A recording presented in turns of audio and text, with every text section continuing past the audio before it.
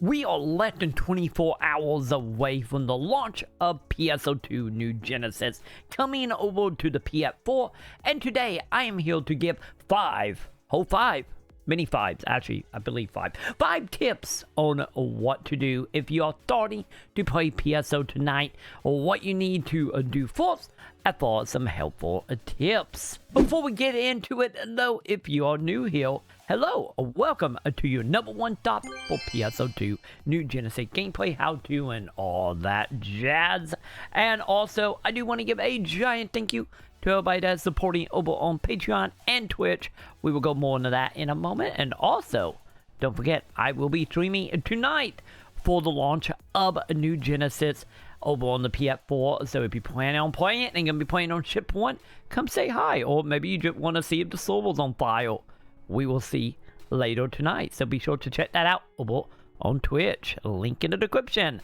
So let's go ahead and get into our tips for new players. So our very first tip here is, of course, tied to the classes in the game.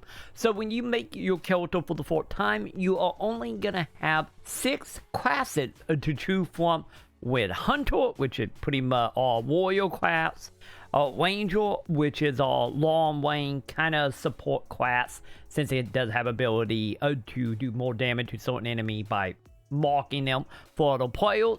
We of course have a Force, which is pretty much our normal light mage style class using elemental magic at a range as well.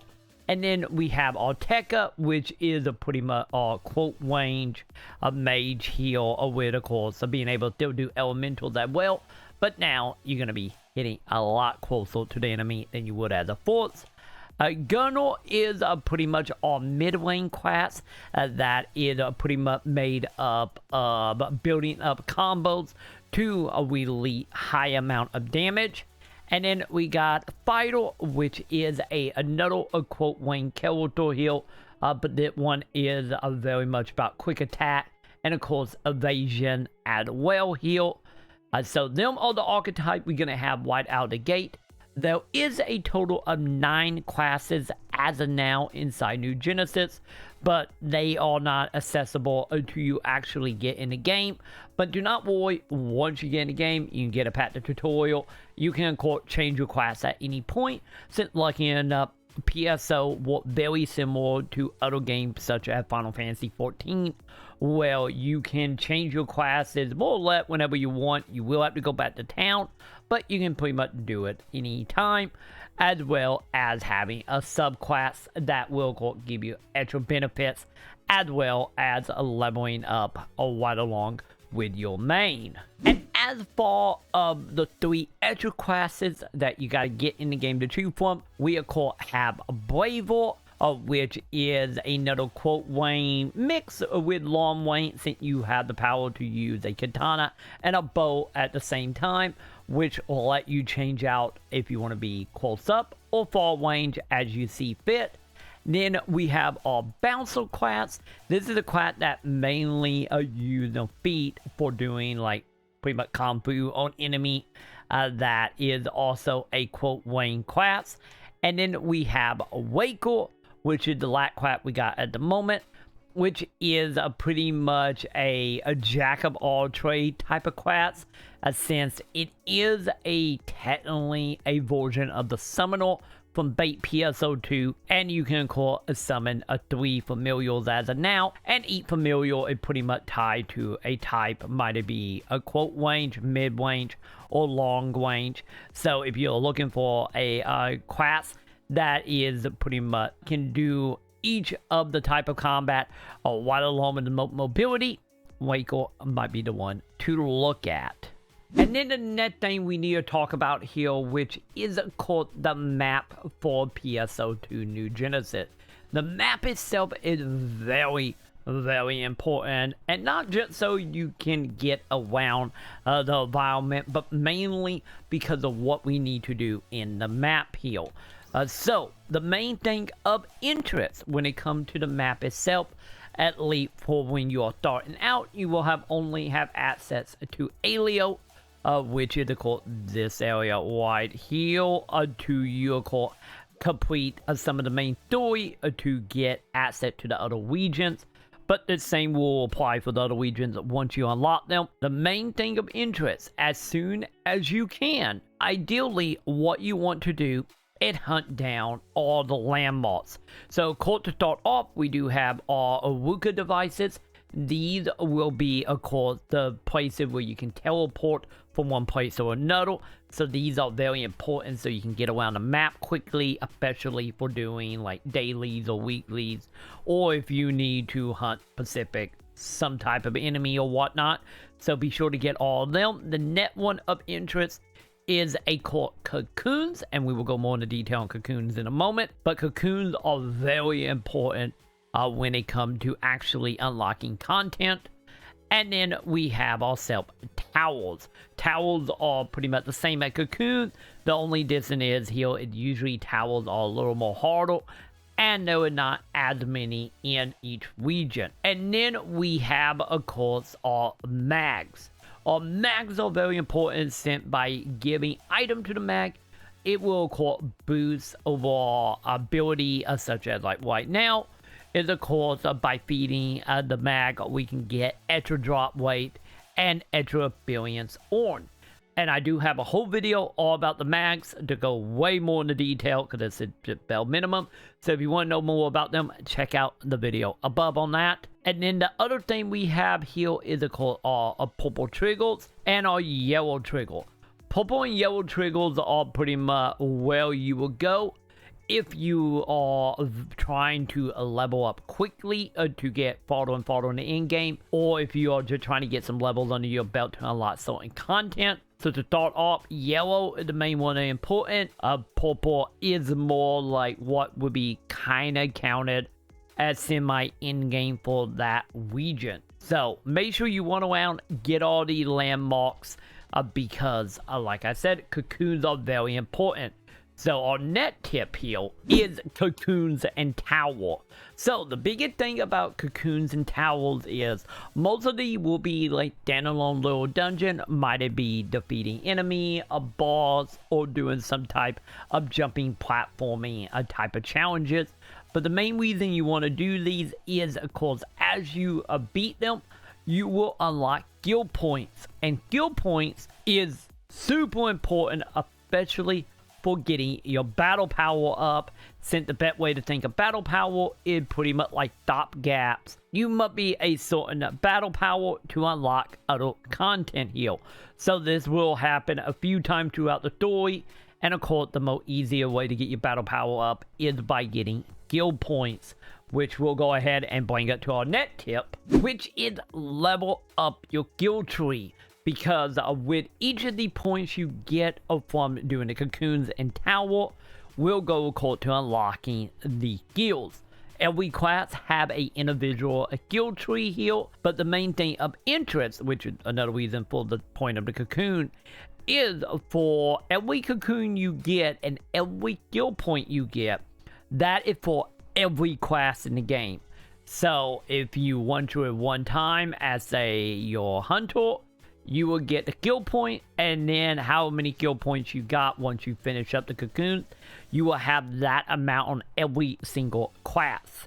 So you can go ahead and level up your class, and once again, get any more battle power. So be sure to be doing this as soon as you can, and get the most out of it. That way you won't nearly hit as many stop gaps as you would normally face by going through the main story. And our final tip for the moment is do not skip out on PSO2.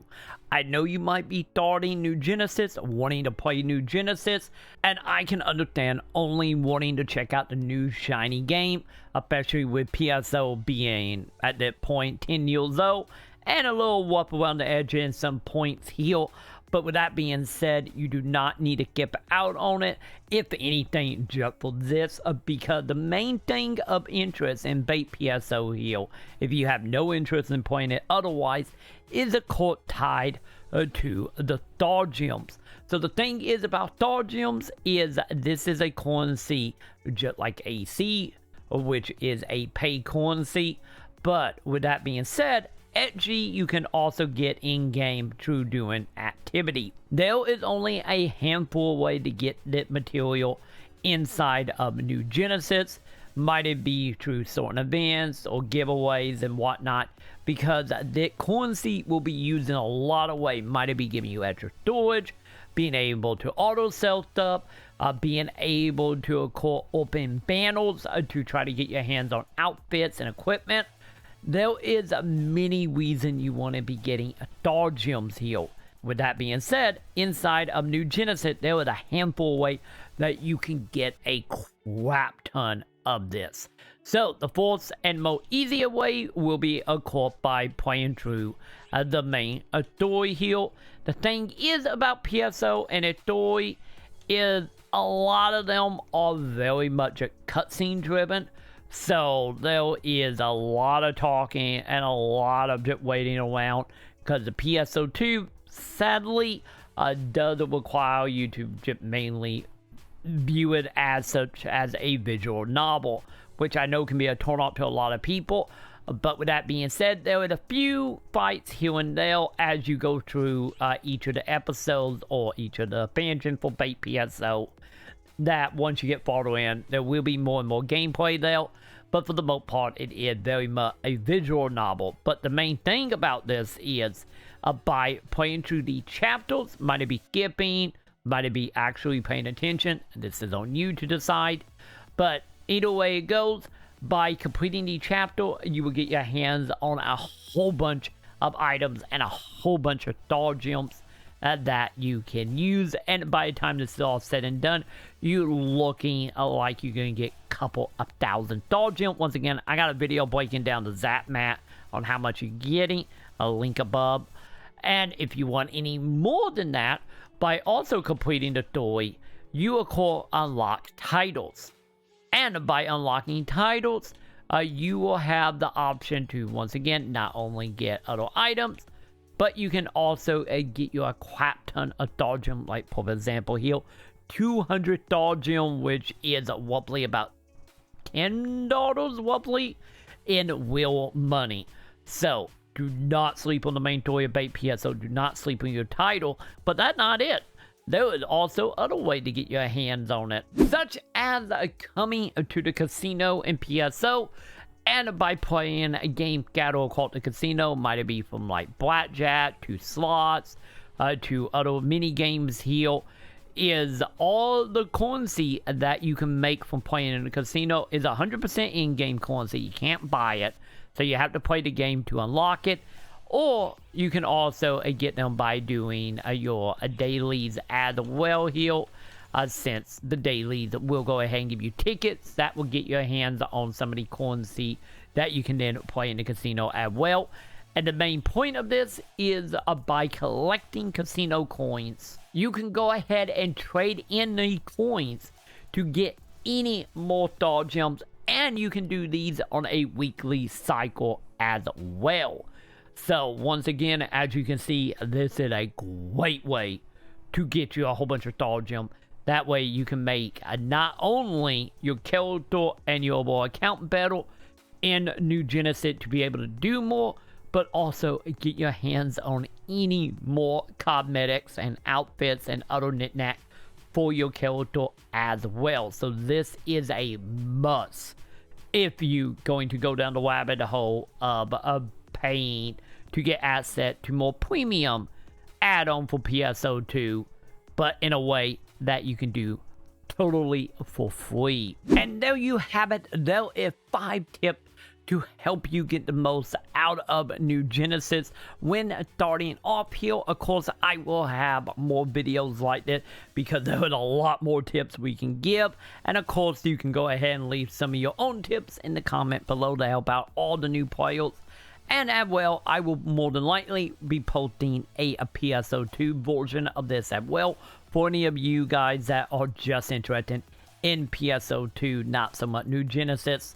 And with that, if you have found that video helpful and you don't want to miss out on any of that stuff, be sure to do the thumbs up, subscribe, hit all the wonderful bells below. And of course, if you want to support the channel, you can do so and be like all the wonderful folks here by coming on over to patreon.com Maconn for $1. Get you a whole bunch of goodie. Or you can come on over to twitch.tv/TroyMaconn to enjoy the stream, hop into PSO with me, and of course, help support the channel to be lifted here as well.